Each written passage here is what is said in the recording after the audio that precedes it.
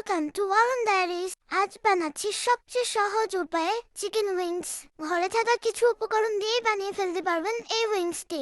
প্রথমে উইংস গুলো নিয়ে আদা বাটা, রসুন বাটা, যে কোনো ব্র্যান্ডের তান্দুরি মশলা বা গরম মশলা, সয়া সস, টমেটো সস, সামান্য ভিনেগার আর কর্নফ্লাওয়ার দিয়ে ভালোভাবে মিশিয়ে মিনিমাম 30 মিনিট ম্যারিনেট করে রাখতে হবে।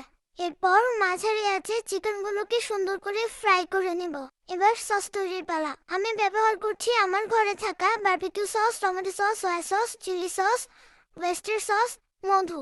আসলে এই রেসিপিটা আপনি আপনার ঘরে থাকা যে কোনো সস দিয়ে বানাতে পারেন। আপনার বাসায় থাকা সসগুলো একসাথে মিশিয়ে এরপর প্যানে একটু তেল দিয়ে রসুন একটু ফ্রাই করে সেখানে সসগুলো ঢেলে দিবেন।